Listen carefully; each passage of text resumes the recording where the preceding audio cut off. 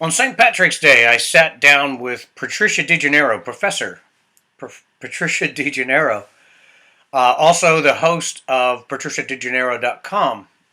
She's been on Fox, CNN, MSNBC, Al Jazeera, BBC as a subject matter expert. She is a visiting scholar at George Mason University. She's senior fellow at the World Policy Institute.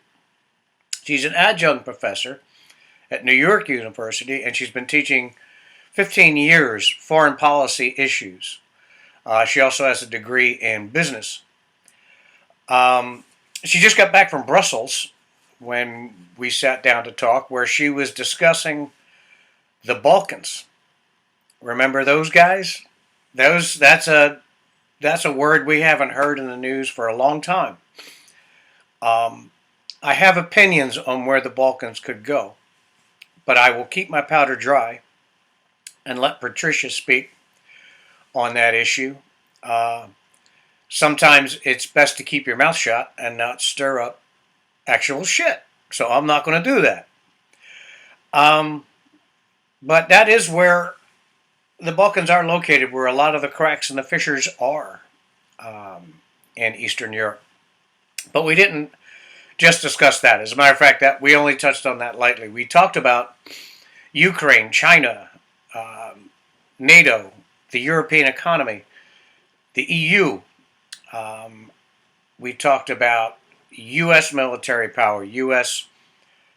diplomatic power, and we talked about the condition of our intelligence in the United States, as well as our diplomatic reach in the world.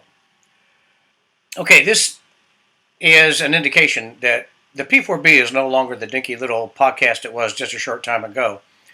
We're getting high caliber guests discussing important international issues, things that I've always discussed, but I come at it from the standpoint of spotting patterns that I've been good at. I've done it over the years, and oftentimes I'll see things coming before they happen. But it's seat of the pants, and when I do something on a podcast, it's usually something that I'm interested in. I'm just expressing my interest in a subject and sharing it with you. But now we're starting to get into these are the issues of the day, and these are the people who know about it. And Patricia is definitely an example of that. And she creates a new perspective.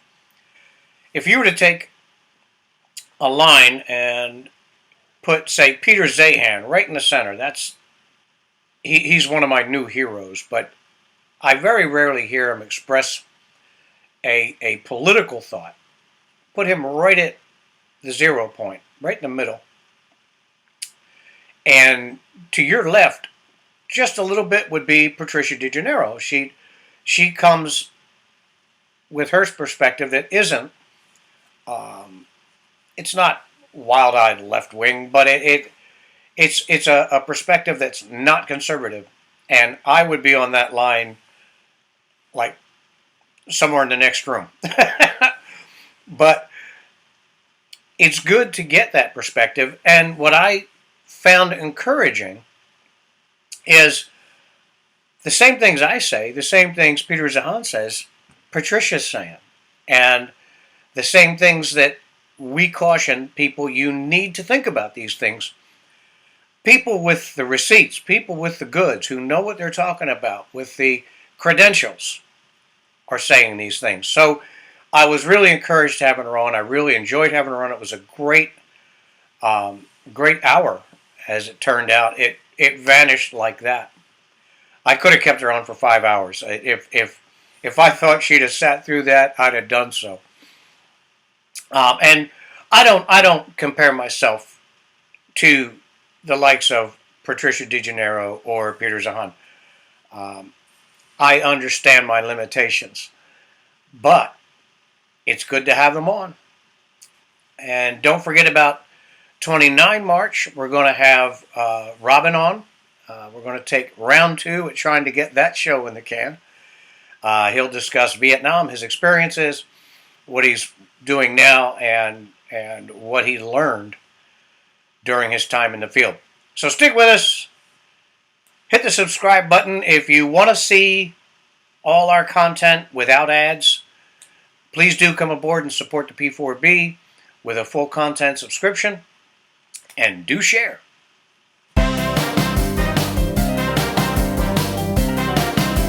Welcome to the Political Party Pooper Playbook. And if you thought all we did was sit around thinking up ways to poop on empty suit politicians, well, you'd be half right.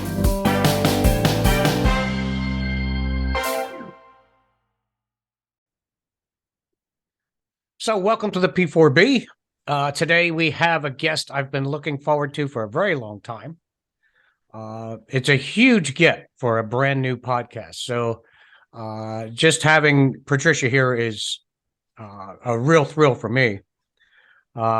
I kind of characterize it as a half a can of warm bud doing an interview with a fresh bottle of Johnny Walker Blue Label. Patricia has a background, a resume as long as your arm. I don't want to get into it because I have like 7.5 hours of questions to get through for Patricia. But the long and short of it is Patricia has worked with CENTCOM, JSOC, U.S. Army training.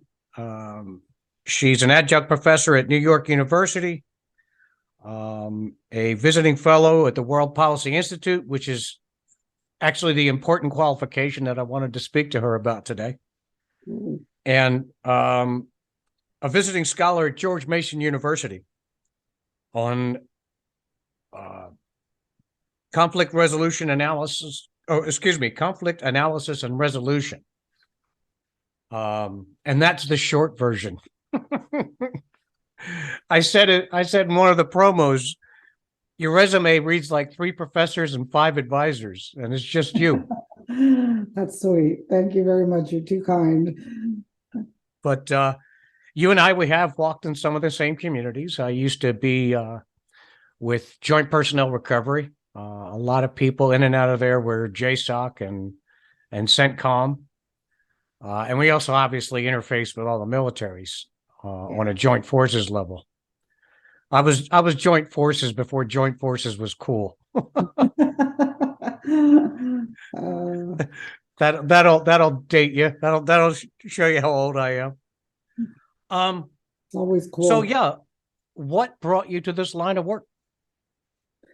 Oh my God. I think it was really my desire to find out about the world, and not only about the world, about what the U.S. was doing in the world. I was always fascinated by other cultures, other things that were going on, and I really started getting attracted to U.S. foreign policy.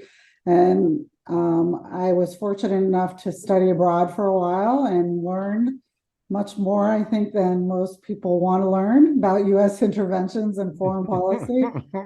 And so I just, I wanted more and more and more. And I think having been a Peace Corps volunteer was a big imprint in my life to see what was happening as far as development and the power of the U.S. in their interventions in the rest of the world. So I think that's really what brought me here. You're gonna see it, and you're gonna understand it better than most of us. But you're gonna see that change now, right? That dynamic, the U.S. stomping across the world like the Jolly Green Giant. Well, I don't know. They're still stomping pretty far. I mean, we have a presence in over 190 some countries right now. 100, and I guess it's 30, something like that. And I mean, the only place we've withdrawn from is Afghanistan, and I don't think that our influence there is over. I think it's just on pause for a little while. And I think, like a lot of people, I just never realized the impact of U.S. foreign policy, how powerful this nation was, and some of the responsibility it has. And I always felt that we could use our responsibility and our power in a much better way than we do. So that really drew me to this type of career. Okay. Well, I'm going to be actually asking very specific questions about Afghanistan in a little bit. But I want to start with the 700-pound elephant in the room that you're probably tired of speaking about by now, and that would be Ukraine. Right. I'm trying to get used to these new glasses, so bear with me. There's so much we hear coming out of the Ukraine conflict. It's hard to tell what is propaganda versus what is the real deal. Putin's capabilities, Ukraine's ability to hang on. We get a lot of body count on the news about the Russians. Oh, they've lost so many thousands in a year. And obviously that is a serious thing, and it demonstrates a serious weakness that people didn't see at the beginning. But how long can Ukraine hold on? What kind of numbers are they absorbing right now? Yeah, well, I think that's the $1 million question, right? They're also absorbing very high numbers of casualties and wounded. I think Russia underestimated the will of the people to pick up and fight against that invasion, and I think that we all a bit underestimated Russia was going to do that at that extent, but at the same time, I think we thought the ground forces were much more powerful than we're seeing. And I'm not sure that they're not. I think Russia is holding back on some of its military prowess and capabilities for a lot of reasons. One, because basically all of our Western and European allies have really band together and said, we're going to help Ukraine the best way we can. So I think they're hedging a little bit how much more really military power they want to use and what types. Now, what concerns me, and I think you're right, there's a lot of rhetoric and there's a lot of propaganda. And, in this media, social media environment that we have, we're always hearing news that isn't true. And people are quite good at using using narratives and stories to influence others' thoughts and behaviors. And we see that happening in this country, and I think we see it happening with this particular conflict. But I think what concerns me right now is we've heard that Poland and others may be sending in some MiGs now, which means that the Ukraine will now have the air power that the United States did not provide to them, and that an air fight is gonna cause a whole different type of casualty. It's going to cause definitely an increased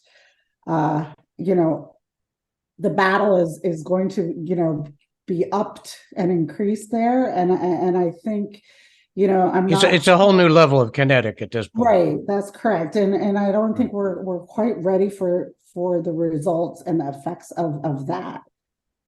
Now, this is a subject near and dear to my heart. I like to make sawdust. It's one of my favorite things in the world. I have been working in a wood shop for over 40 years now. My first project was a dining room table. It was the ugliest thing you ever saw in your life. It was a big piece of plywood with the little legs that you screw in the bottom, a little bit of cheap trim, and what was supposed to be cherry stain. It turned out to be this ugly orange table. And when you put a jug of milk on it, everybody had to wait for the table to stop wobbling before they could eat again. It was awful. But, and I've said this to people before people all the way back when who saw that table, if I had never built that table, I never would have built a bedroom set for my son Ken. And I never would have built a 4-poster black walnut bed for Phil. And Pat wouldn't have gotten his living room set. These are all things that came out really good that I built later because I stuck with it. But the learning curve was brutal. All my drawings were in my head. Anything that was on paper looked like cave drawings that only I would understand. So I came across a program that I wish I had seen a long time ago. Ted's Woodworking Resources. It includes 16 16,000 plans. I've seen people who would sell plans for, say, Adirondack chairs for $10, $20, worth it. If you can get a plan for an Adirondack chair for $20 and do it the way the plan says you do it, you can make those things and make a lot of money, or you can make a lot of gifts. You can decorate your lawn. To pay a few bucks for a set of plans is fine. This is 16,000 plans. And I got to tell you, I would have paid them for the free stuff. It's going to take me forever and a day just to get through the free stuff because there's things I want to build already in there. Lynette needs a new chair to sit and read on when she sits outside. Her wicker chair is destroyed. So just going with the freebies is great. And you get the 16,000 plans along with the program. So I would definitely, if you're a woodworker and you want to bring the joy back, just making the sawdust, ripping through the tools, getting the job done, and getting that satisfaction, you definitely need to check out Ted's Woodworking. I would absolutely highly recommend it. I'll leave a button or a link in the text below the audio or video line.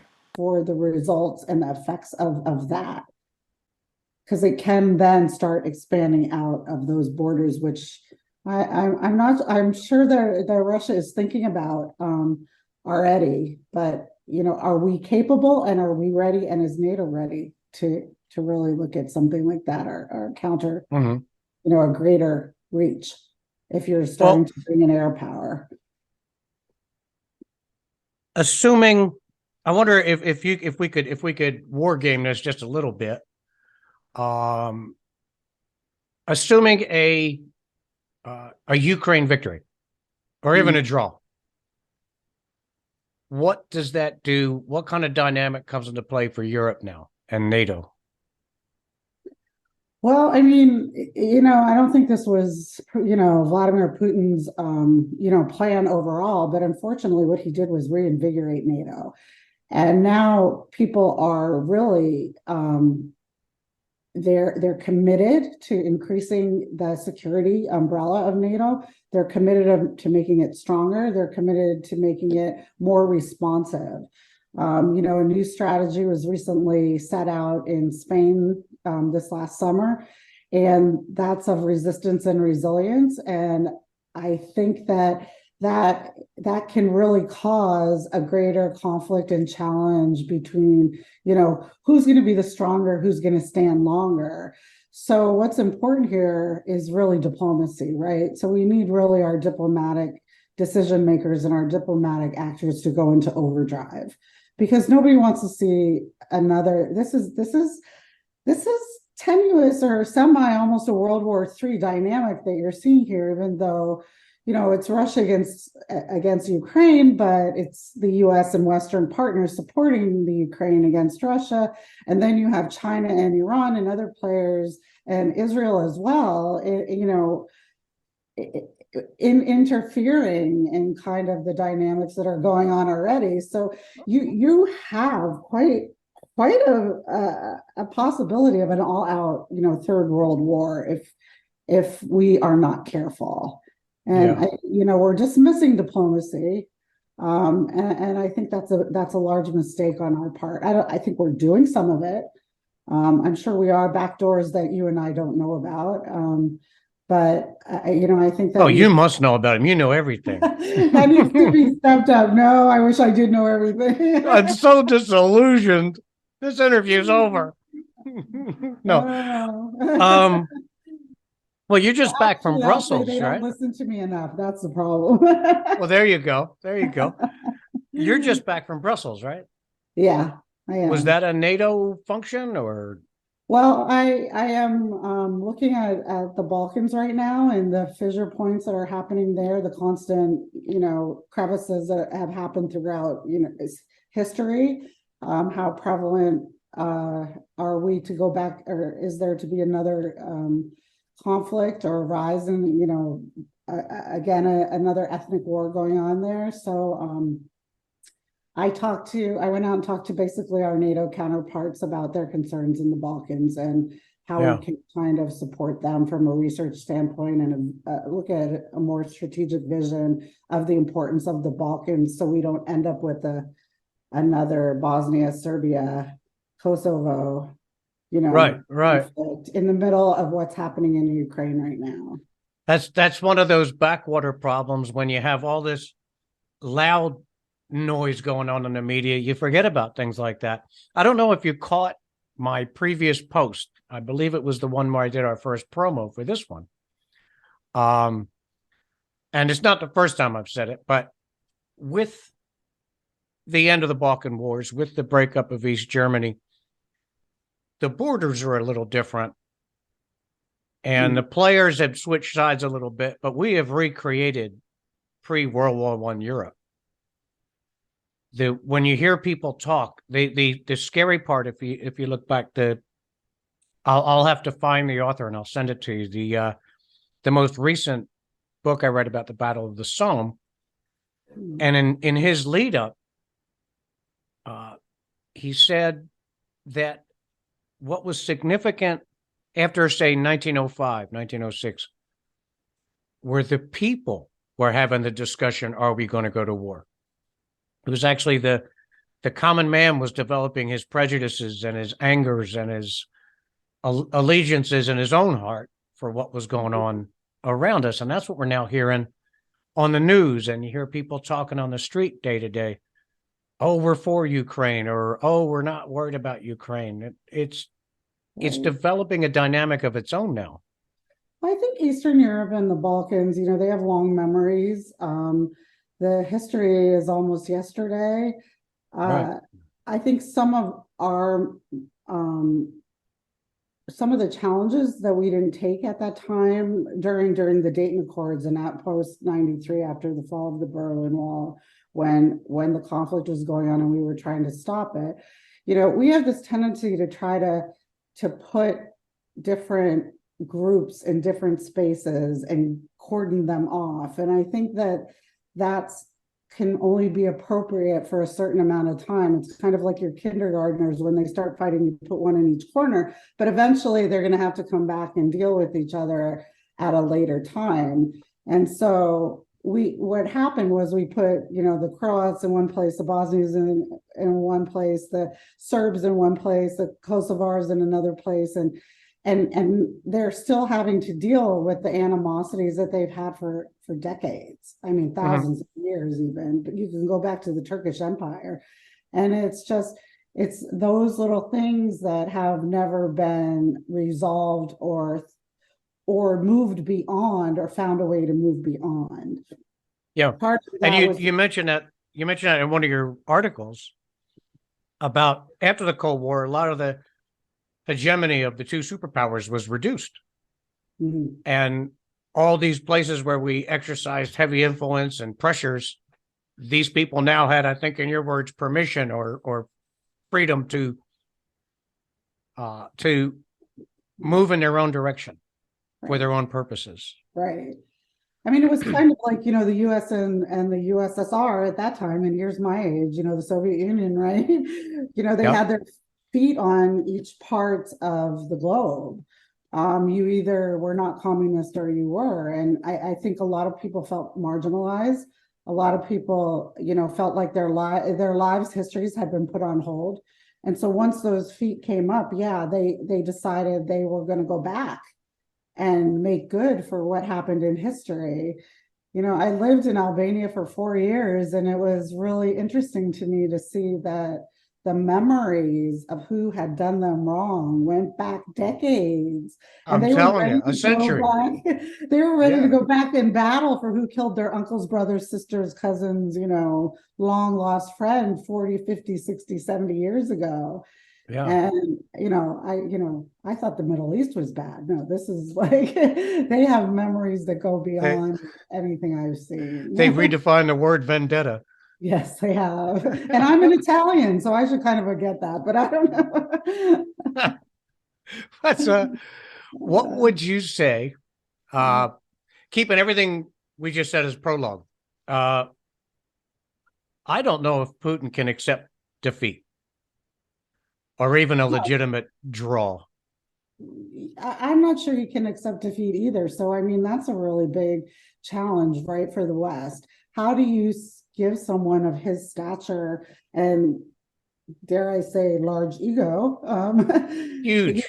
some space to save face? And I'm not sure that that's going to happen because they want him to give up every ounce of territory, including Crimea and everything that he's already, taken. And those are the predetermined terms already. And I'm not sure that's going to happen. I think what needs to happen is either Russia is going to have to be assured that NATO stops getting closer and closer to its near abroad, which is, was the concern for Putin in the first place. Right. And, so it's a very difficult dynamic. And, this goes back to, I think we can use our power in better ways. We first thing we did after the 90s was expand NATO, right? Even though we agreed with the Russians to stop the expansion of NATO within the Eastern European terms. But no, we went further. We went further to try to include Georgia, include Ukraine, include, some other other states in the region. And so I think he got very scared. And as a leader and as a decision maker, I always have to try to understand the response of the other party based on the decisions I make. And I just don't think American policymakers do that very well. No, we're not famous for it. No. So assuming a Russian victory, what could come of that in terms of the dynamic in Europe?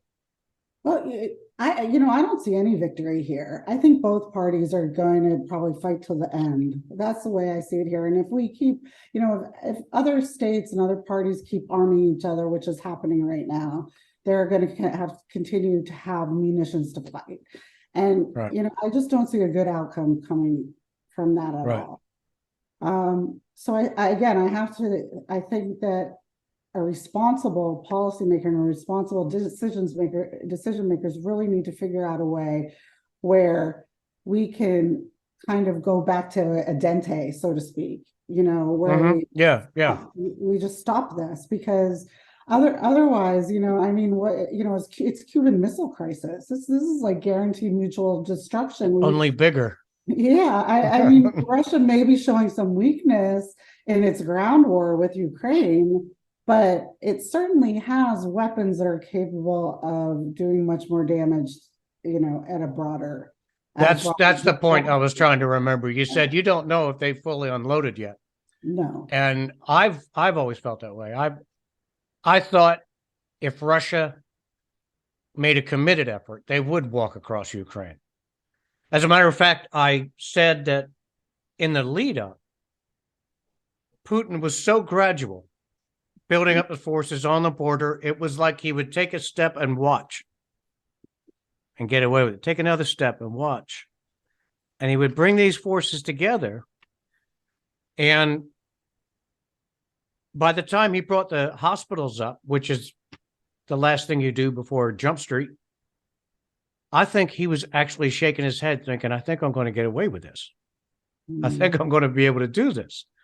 I'm not sure when he started, he was confident until he got to where he was at, and we were still shaking our finger at him.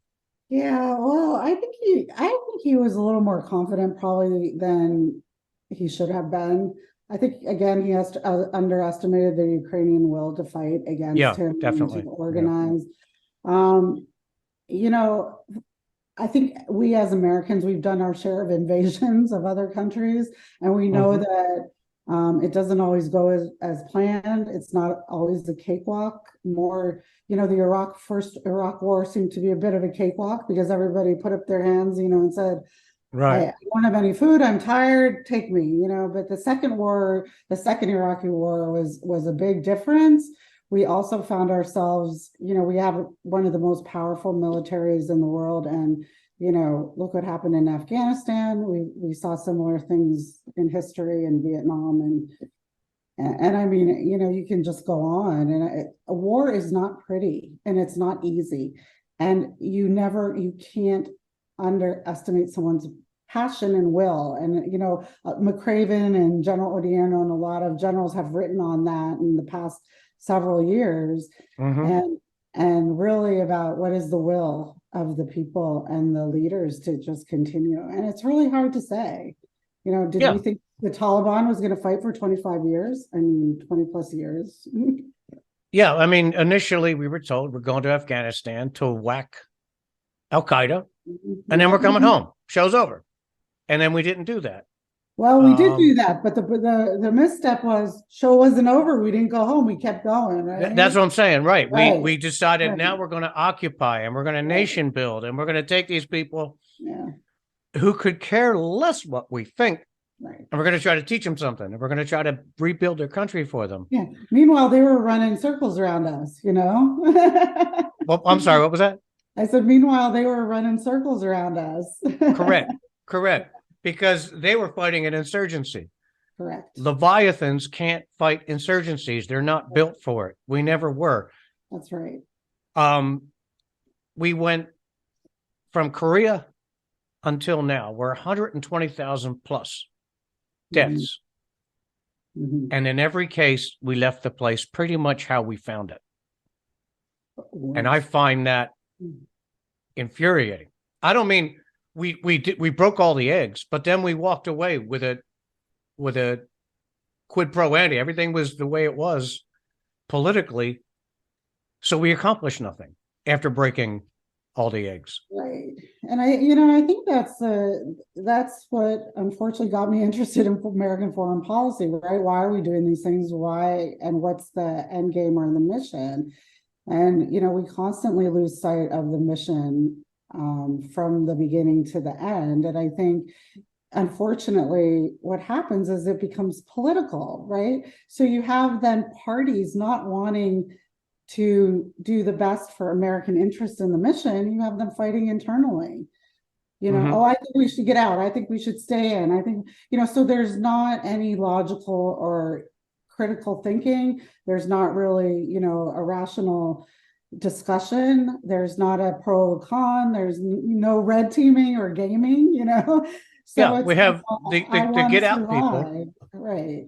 Yeah, the get out people want to get out, but they don't want to be seen as losing. Correct. The stay in people want to stay in, but they don't want to commit to defeating the enemy. That's your job. Right. If you're going to go to war, you have to break all the eggs, take everything. And if you're not willing to do that, you shouldn't be going in the first place. Yeah. We wouldn't have this 22-year debate that we had over Afghanistan. Right. If we had simply stuck to our initial plan, or if we said, oh, we got to defeat the Taliban too, well, then you have to own all of Afghanistan. You can't have 150,000 guys and say, well, we're going to fight a war now. It doesn't work that way. Over the years, I have experimented with the gig economy on several fronts. Going a long way back, I actually sold satellite dishes when they offered 20 channels and you needed an engineering degree to figure out how to put it together and use it. That was tough. I've been an Uber driver. I've been a courier. I've delivered food. I've done accident investigations for insurance companies. So I've really learned a lot about the gig economy and how it works. I wish I knew about this then. I'd have saved a lot of gas and wear and tear on my vehicles. This is Social Sale Rep. It's a company that teaches you how to become a chat online rep or tech. They give you all the basics and get you set up so you can earn at home, make money at home. Great for a mother who wants to work but doesn't want to leave the house in order to work, or if you're just looking for a side hustle. This is a great side hustle. And there is a degree of anonymity. You're not on the phone and you're not knocking on somebody's door. you're answering the questions they want to hear. They're calling you. You're doing it online. You're doing it on a keyboard. You can be anybody. I could be Mildred. Hi, I'm Mildred. Let me help you with your order. Um, it strikes me as a very useful gig economy side hustle type of job. And if you really want to, you can make a lot of money doing this. So go ahead. I'll leave a link for this program for social sale rep below the audio line or below the video line. Go ahead and click it and check it out. Right. 150,000 guys and say, well, we're going to fight a war now. It doesn't work that way. Right. I don't know. But I don't understand. I really think that our leadership and our politicians really have to separate a lot of this stuff from politics. You know, this is not a vanity game. This is not a, you know, and they make it one. This is not a popularity game. This is actually things that affect our national interests, our domestic interests as well. You know, if we're having, you know, rhetoric back and forth and you know, insulting China every day, that's a major economic power that we do business with, and it's a huge impact. And you know, being tough and being determined about how you stand as a nation is one thing, but being irresponsible by insulting leaders for no obvious reason is Being really boisterous. it's counterproductive to the best things for the United States. Right. I'm all fine with working in our interests 100% of the time. Yeah. But there's a smart way to do it and there's a dumb way to do it. Right. And what most politicians lack is the ability to understand the potential ripple effect. Correct. The unintended consequences of the stupid thing you just said. You know, they don't get it. Right. I mean, look at Lindsey Graham. Yeah. I don't think there's been an incident where he didn't want to send troops in to deal with it, you know? Yeah. He's frightening. Right. And I'm basically conservative. I guess you could say I'm part of his party, but I don't know about that guy. Well, I think at this point, I can't really say that any of them have been really responsible. It's, you know, on both sides of the party, they really haven't, because if you're not deciding what's best for the country first and what's best for, you know, our institutions and how they need to band together and survive, you know, I think that there's a problem on both sides. Right. Okay. I agree 100%. You did mention China. I have been reading and listening to Peter Zeihan. You familiar with Peter? He's a international, what do they call it, strategic analyst, I guess he calls himself.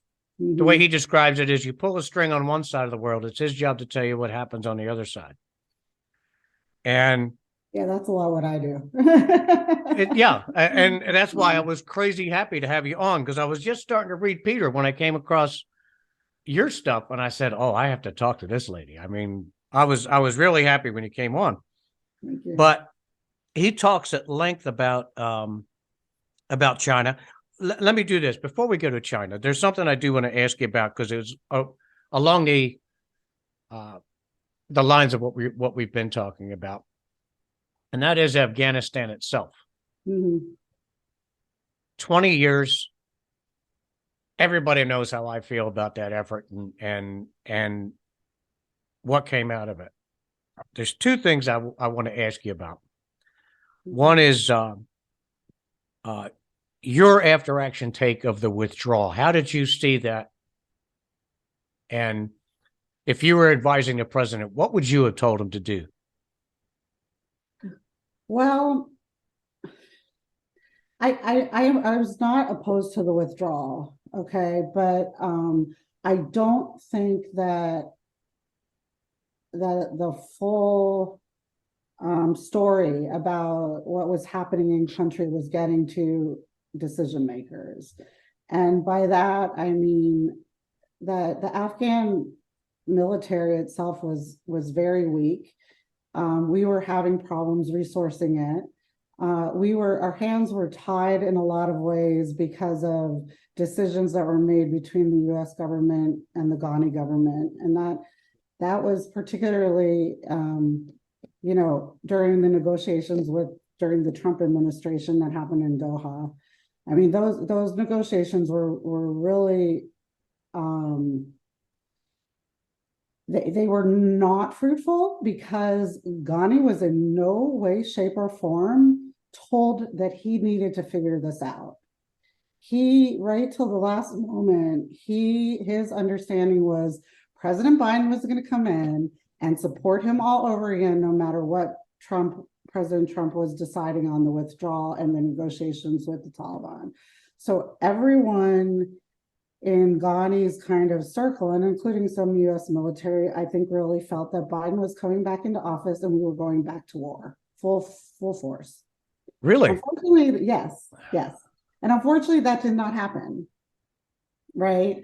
So you have the Biden administration. If you look back at Joe Biden's record, he was very adamant about getting out of Afghanistan for years. And so he was going to get out. And I think that based on a lot of things that were going on there at the time, which I can't really get into specifically, Right. that he felt we needed to get out. Do you think he was well served in terms of the plan on how to execute that? Because there's Well, very few people who would. Go ahead. Let me answer that kind of quickly.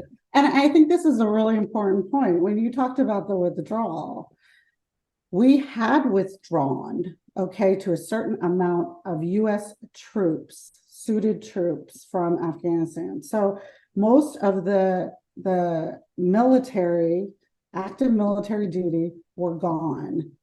And that was true because I was there during the withdrawal. So that was true where I was on Bagram. And what was not true, or what did not happen, was you had 200,000 plus contractors that were still there. They were not withdrawn. They were still in place because I think of this perception in the Ghani administration and also in, I think, the military upper echelon that once Joe Biden got in office, we were going to go back to war, full scale. Everybody was going to go back in. Everything was going to get built back up. And we were going to start the fight all over again, what, a 10th, 13th time, right? 21st time at this point. So you have an evacuation, and it's not the military that's getting on that plane, right? It's all the contractors that you have there, including the Afghan contractors who are now scared to death because they have been working with the US government for the last 20 years, and the Taliban isn't going to look very pretty on that. So you had all of these people going, oh God, I've been helping the US for 20 years. The Taliban is now, and really the Taliban did go house to house looking for people they knew were working with the US. Right. And the allied forces. I had absolutely no heartache whatsoever at the idea of getting out of Afghanistan. I didn't, people are saying, oh, this man doesn't want to be the president to lose a war. There's no point in being there. What I didn't understand, and this could be a symptom of Trump's plan versus Biden's plan versus the politics. But when you decide, okay, we're going to withdraw, you don't pull chunks of troops from here and chunks of troops from there. You start a collapsing encirclement to where you want to withdraw from. You scoop up the Americans, you say, here, this is it. The bus is here. We're leaving. Stay or go, tell us now. And then you move to the next rivetment. Right. Until you're back at, I would have stayed at Bagram, until you're back at wherever you're going to leave from. And all the time this is going on, loadmasters are taking equipment out of the country and people, and then you withdraw. How did this circus ever occur? How did that occur? It's tough geographically, I think. I mean, I would agree with you, but Afghanistan is geographically, surrounded by other countries. So you really can't do anything under the radar, right? So that's a difficult thing to do. our leadership, I think, needs to think a little bit more pragmatically and responsibly. And what you're saying is right, but the I think I I just the withdrawal had started under the Trump administration. By the time Biden got in, most of the green suitors were gone, right? So we were left only with contractors sitting there that were coming in and out, helping Afghans, keep the planes working, keep the whatever working. And Why did they think Biden was going to jack up the machinery? I mean, I kind of knew that Biden was going to end it. well, Why did the contractors? Why were they? What were they think? How did they get the idea that Biden of all people was going to come in and crank up the Hillary? I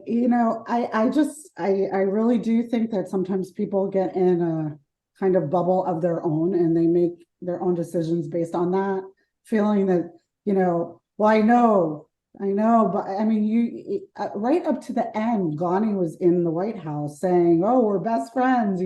This is going to happen. We're going to move on." So then he goes back to Afghanistan. He's like, "Oh crap! I better get on a plane and get out of here." Yeah. And because he was like, I actually Biden is actually doing this. So and I do think at that point we were so far out that Biden was like, we might as well just get out. At that point. And yeah. I think it was not a one administration failure. And I don't. I just think it was a several administration failure. The thing that happens, unfortunately, with foreign policy is that the most administrations are exactly the same. They really don't change the policy one way or the other. Some are tougher. Some are more apt to use a military or a diplomatic solution, but the policy itself really doesn't change over. Because the bureaucracy is the same. Yeah, it really doesn't. I mean, maybe, a couple people, the Secretary of State is different, this or that, but the basis of American policy does not change. Yeah. Well, that's a characteristic of any Leviathan, any lumbering elephant. It's going to keep moving in the general direction it's moving. It's very hard to make it change. And as someone who's kind of nonpartisan, it drives me crazy sometimes because they're like, well, that was because of Bush, or that was because of Clinton, or that was because of Obama, or that was and I'm like, no, it's all the same. It's all the same policy. It's a matter of maybe some rhetoric or, a little softer power versus hard power. But and it's not just in war. It's not just in war. I mean, it seems politically we get one side or one side light. We don't get two sides. Right. Things tend to generally move in the same direction because once you start, say, a program, a government program, the next politicians to come in, they may have railed against it, but they want that gimme, that vote that comes with it. So they'll just tinker around the edges with it. And I think we both know that there are a lot of special interests that come into play around a lot of these issues and decisions. So, I mean, that's also unfortunate, and that's consistent. It's consistent. It doesn't matter if you're a Republican administration or a Democratic one. These guys are not immune to the temptations. None of them are. Anyway, the subject I was going to touch on earlier, I was talking about Peter Zeihan. And he spent a lot of time talking about China. I said years ago, I mean, it would take me a long time to find the article, and it's even in my Substack somewhere, that the China one-child policy was going to come back and bite them in the ass one day. And it has. They are at, I think the figure is 0.7 children as replacement, population replacement. Zeihan's interpretation of this situation is that China is going to become a hollowed out giant. Their economy is going to collapse. They won't be able to sustain themselves. And that'll be that. I don't see it that way. I mean, I do believe their economy is standing on toothpicks. They have they're leveraged to the teeth. They have no replacement in terms of population. But I don't see Xi going, oh, okay. I worry about China lashing out if things become that desperate. Putin's talked about saving the Russian-speaking peoples. Hitler talked about saving the German-speaking peoples, and they both talked. Both definitely were going for land, but Putin is desperate for quality farmland. Ukraine, whatever his real rationale is, was almost inevitable. Politics, right? It's all about the land and the location, right? Resources. Yeah. Right. The oil is in the islands. Mhm. The rubber is in the islands. The Yeah. things they need to keep going are all around them. Mhm. Now, will they go, oh, we'll just try to trade our way out of this difficulty? Or will they say, no, we're going the way of Japan's, what they call it, sphere of influence, the Eastern sphere of friendship, or whatever the Japanese called it before World War II, Right. where they gobbled up huge chunks of Asia. I mean, what do you see in that regard? Well, it's really hard to tell. I mean, I think China's already been running, they're building up the Belt and Road Initiative, right? They're going around the world trying to identify where resources are and kind of control them in order to bring them into their country. I think that, I mean, part of the population issue in China is, it's going to take a long time, right, for them to decrease in population regardless. I think they're trying to counter that a little bit right now, where they're encouraging people to have more than one child. They're paying couples to have more than one They child. are, but they're getting Yeah. pushback. The Right. women are saying, wait a minute, make up your mind, Right. and they're not I mean, if happy. you live in the really urban areas, farmland areas, you can have as many as you want, and nobody's going to talk about it.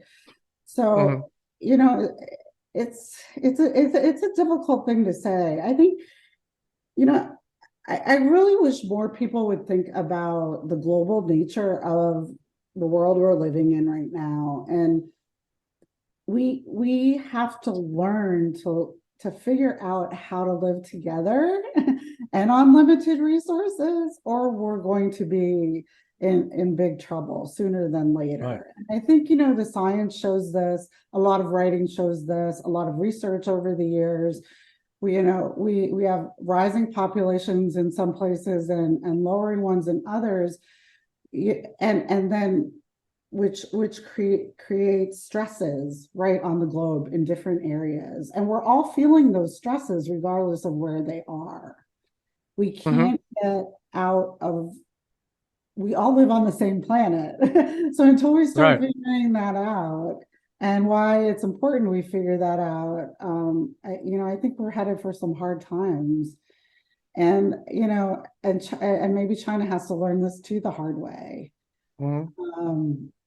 I think it's a lack of vision, really. What you're talking about, we seem to deal with the issue 6 months, a year, 2 years, 3 years after we should have been attacking an issue aggressively. And that's how you end up with pre-World War I Europe or Asia in a situation so fluid, that where do you put your finger now? What we could have done earlier, where can we put our finger now?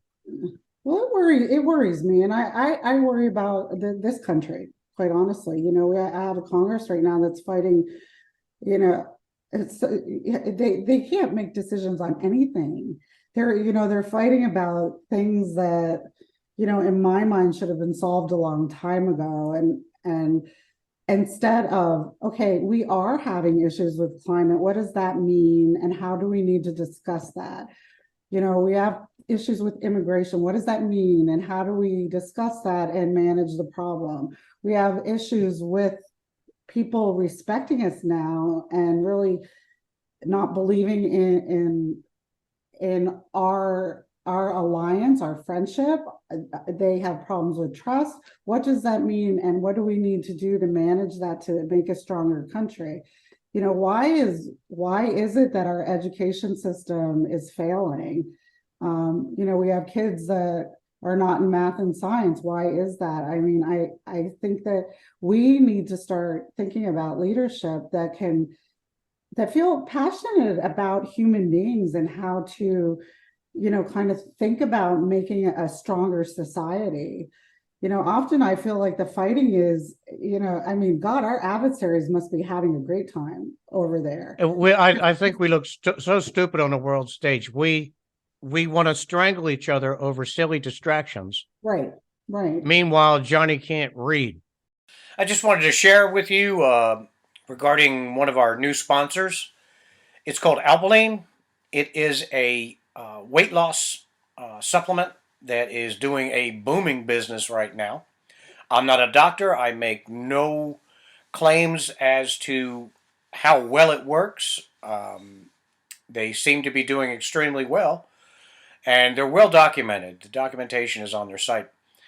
And it works by using your metabolism in a way that promotes weight loss. You're not going to get somebody saying, just use our tablets and do 500 sit-ups a day and then you can lose weight. Also, it's not one of these things where doctors are going off script and taking medicine that should be used by diabetics who need that medicine so that people can. This is a supplement-oriented product, and it works using natural ingredients. The good part is it comes with a 100% money-back guarantee, no questions asked. So it's easy to try. And if you like it, if it works for you, great. If it doesn't, just get your money back. And if you go to the link, I'll put a link or a button somewhere below the audio line or the video line. You can see if you qualify to get two bonuses, two books. That one is designed around what's called a one-day detox, and the other is to help you build a healthier, more stress-free you. That's the idea behind it. So go ahead and check out Alpaline. Like I said, I'll leave a link or a button that you can use to try their products. Right. Meanwhile, Johnny can't read. Right. Johnny can't read. He can't add. Yeah. Or somebody's, kids are hungry. I mean, what was it? 1 in 12 kids are hungry, or I'm not sure that's the right statistic because but even if it's close to the right statistic, it's shameful.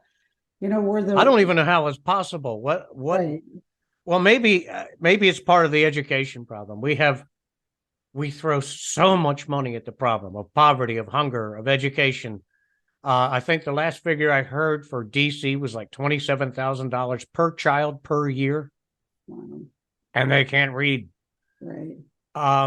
So it's gotten to the point where people are entitled to get the things that they need, but they don't know how. They can't even read the form. They don't know where to go to say, hey, I got a hungry kid. There's no excuse for a single child not to eat nowadays. Right. And we need leaders to go out there and talk about these kinds of things. I mean, I worry about banning books and banning, discussions and banning conversations. And, these are all things that, here's my age again, right? We fought against during the Cold War. Russia was the one that banned everything. They banned Levi's, they banned books, they banned music, they banned, everybody had to have babies. This is what it was in Russia. And yeah, the words you couldn't say and the words you could say. Yeah. Right. In I would say the USSR as a whole. And I mean, I saw a lot of this firsthand. I mean, I was there right after I went to Eastern Europe, right after the fall of the Berlin Wall. And and a lot of things really surprised me. The poverty surprised me. The inability to move around surprised me. Some of the infrastructure, issues surprised me. All of these things were very surprising to me. Soldiers didn't have shoes surprised me, So I was like, we were afraid of that? Wait, what? So we were spending all this time when we could have been doing really different and good things overall and keep our money. Yeah, and we're heading that way, maybe not rapidly, and maybe we'll never actually get there. Yeah. But we've become what we beheld. That thing that we abhorred, we are becoming. We're acting like those people. Yeah. But all that ties in perfectly to my last question. Okay. It's one question in 322 parts. Are you ready? I'm ready. Okay. Just from where we stand today. And you can divide it up into domestic and international, tie it all together how you want to do it. I'm the president of the United States. If the country could be so lucky, I'm the president of the United States. Hey, I want that job. That can be your job. It's gonna be my job. I'll be your campaign manager. I'm ready to go. All right, I'm in. Okay. Looking at our situation in Europe, for example, our relationship with Europe. You're my national security advisor or my foreign policy advisor. I know zip about foreign policy. What would you tell me that I need to be thinking about going forward the next 5 years, 10 years regarding Europe, for example? Well, I think the first thing that I would say is really invigorate and reaffirm the allied commitment that we've always had there. That's the first thing. And I mean, there would be options about whether or not, NATO is still the way to go. Those things would have to be talked about. But I think at this point, NATO has been reinvigorated. And how are we going to look at NATO in the future? And how are we going to lead? What is our mission going to be there? And I think the second part is that the US has always been very adamant about democracy, about human rights, and about people being able to represent and speak for themselves. And I think we have to get back to those foundations. We've kind of gotten off the trajectory, which means not that we need a very strong military, don't get me wrong, but we've kind of gotten off the trajectory of the fact that we'll go back to what we talked about before, right? That we always stood up against, this idea of this USSR and marginalization of other people. So we really have to kind of do the say-do gap. We have to shorten that say-do gap. And I think the third thing that we really need to do is build up our diplomatic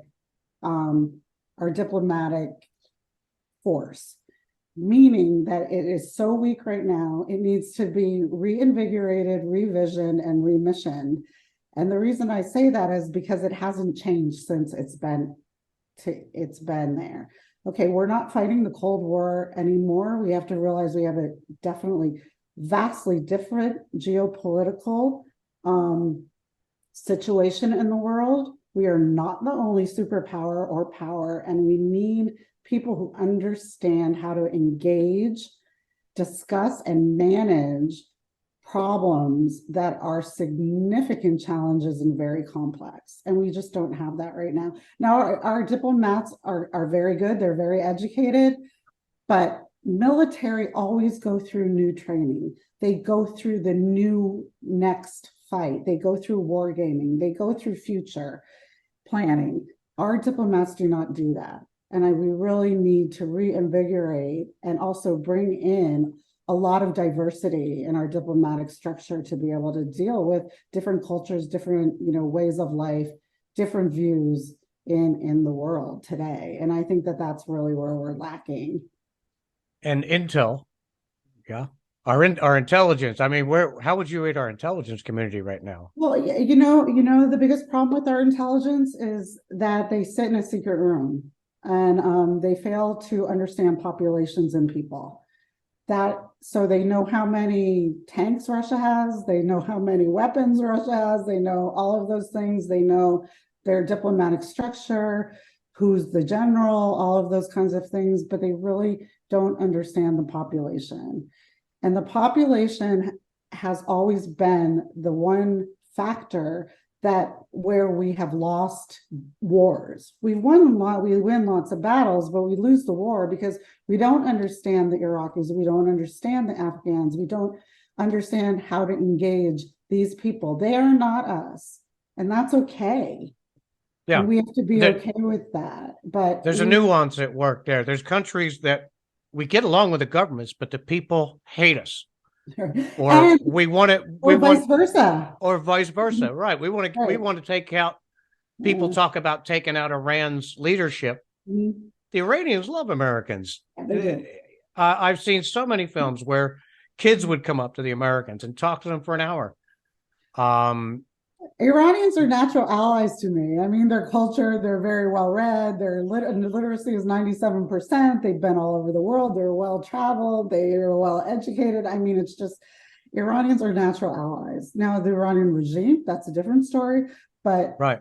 So what you're saying is exactly right on. Yeah. Sadly, there are modern people being led by people who are stuck in the 700s. Yeah, and I really think that's been our big disconnect, is that we do understand the regimes usually very well, but we don't understand the populations and the people. And if you don't get that piece right, you are not going to understand the will of that population and how you can influence it to do positive change or positive movement forward. Okay, with the last part of that question, my wife is British.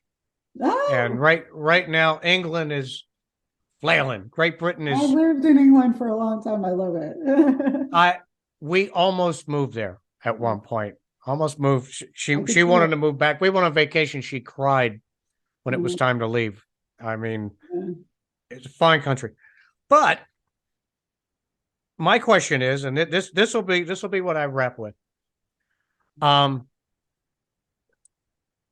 They are looking for a solid trading partner, but they're not dealing from a position of strength right now. One, do we give them a sweet deal, or do we maybe become the senior partner in a new Commonwealth of Nations? It's very interesting, and I'm not going to claim to know the answer to that question, because I think I need to do a lot more research on that. But I'll tell you a really quick kind of informational tidbit that I got in this past trip to Brussels. So I'm leaving Brussels, and there are two lines, right? One is all these passports, and the other one is EU passports. Okay? So EU passports, everybody's right. Their line or the US and everybody else, that's taken forever. So I have a British guy behind me who's going, do you mind if I get through? Because my flight will be taking off and I need to get through.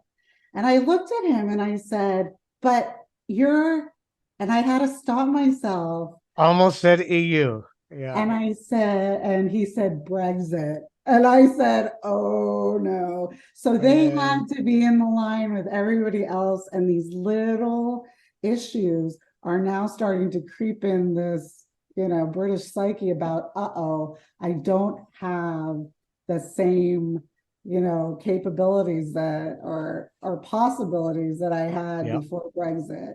So I think in that response, as far as trade goes, is that, they kind of need to think about what their strengths are, and then we can talk maybe about how to help leverage those and make a stronger country in that respect. Okay. Well, you heard this here first. I say France is next. Right now they're like EU, okay, no EU, just as good. I'm still surprised Italy didn't leave a long time ago, honestly. I mean, Italy and Greece, all the Italians do is complain. So yeah. Well, listen, that was awesome. I am so grateful that you made time for us, my little tiny podcast, which is now going to explode into a massive, incredible podcast because you announced your candidacy for president. And you're going to be my show. Campaign advisor, so I'm really excited. That's it. That's it. I'll be your speechwriter. I'll hook you right up. Well, that's awesome. I'll try not to put too many F-bombs in your speeches. I am a 23-year sailor, but so, I was gonna say, that's a sailor background right there. Yeah. Well, anyway, Patricia or Tricia, what do you prefer? My family always called me Trisha from a young age because my father is actually a Pasquale and they call him Pat. Okay. So everyone called me Trisha. So Patricia or Trisha is fine. Well, it's great meeting you. If You too. the world suddenly starts collapsing around our ears, I'll call you immediately. Please do. And you can tell us what to do. All right. Thanks, Patricia. I love it. Thank you. Thank you. All right, bye. Have a great day. You too. Don't forget to subscribe, leave a comment, and share the P4B. You don't want to miss a thing. Send inquiries to PoRiverProductions@gmail.com.